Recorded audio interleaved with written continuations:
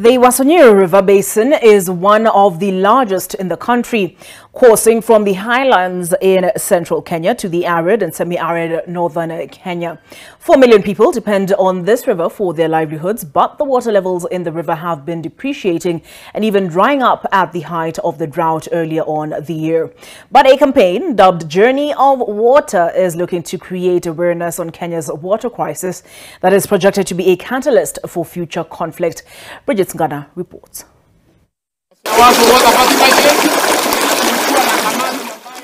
On the slopes of Mount Kenya in Timao, Meru County, our 3-day 25-kilometer trek begins at this water intake point, a source of the Wasonyiro River. Downwards, as we follow the river's path, it is evident that the riparian land has been encroached by farmers seeking to increase the production acreage of their farms. Crossing over into Laikipia County, the Wasonyiro here is known as the Nanyuki River, which is a shell of its former self, even with the long rains. By the time the river gets to Isiolo, it's barely flowing. We meet a frustrated Maria Loboy who had come to fetch water for use at home, but found none. Her story replicated by other women who depend on the Isiolo River for water for their domestic use. Mnamnajua maji ndio wai. Eri ulale njaa lakini bara uwe na maji. Hata mbuzi hakuna maji. Hata nataka kupika chakula kwa nyumba na kwa shida maji sana kwa Wasonyiro. Wakulima wanataka wanyunyuzie shamba yao. Mfugaji anataka ng'ombe ama mbuzi yake ikunywe. Maji ikiwa kidogo, hiyo maji inaleta vita zaidi. From raging mammoth of a river, the Isiolo River has been reduced to just a sliver. I'm standing underneath a bridge that used to contain the waters of this river at its optimum.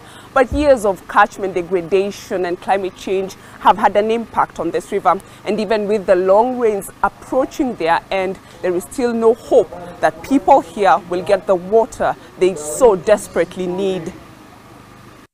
Animals too instinctively sniff the riverbed for water, but it's non-existent. But according to the Isiolo Water Resource Users Association, they have resolved to having a water rationing plan. Sasa wana ration kwa sababu kuna wale wa juu, wa chini na wa katikati. Na mara nyingi sisi wale tulikuwa chini, tulikuwa na shida nyingi sana. A 2020 United Nations Environment Program report cites climate change as a threat to peace and security.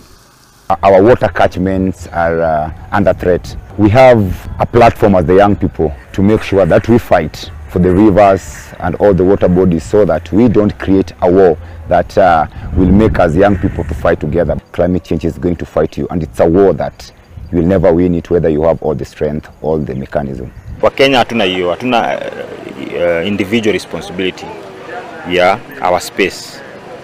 Na inaanza na how we dispose takataka, how we look at ourselves. Sisi wote always tuko in transit, always msaki ishigeto always anda kuhama and the place ingine.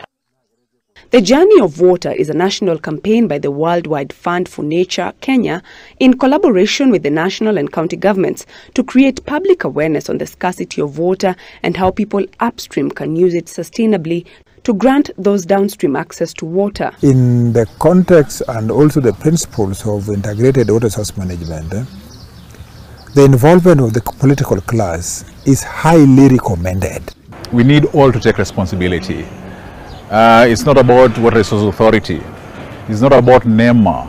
It's not about KWS. It's not about KFS. It's not about the county governments. I think it's Kenyans taking responsibility and holding each other to account. After traveling hundreds of kilometers from the source in the Abadia Ranges, connecting with other streams and rivers from the Mount Kenya catchment area, this is the Wasonyiro River in its entirety. But even here along the borders of Isiolo and Samburu counties, human activities on the banks of this river are showing how they're having a negative impact on the welfare of this river that is depended upon by millions of other Kenyans northwards, even to the neighboring country of Somalia.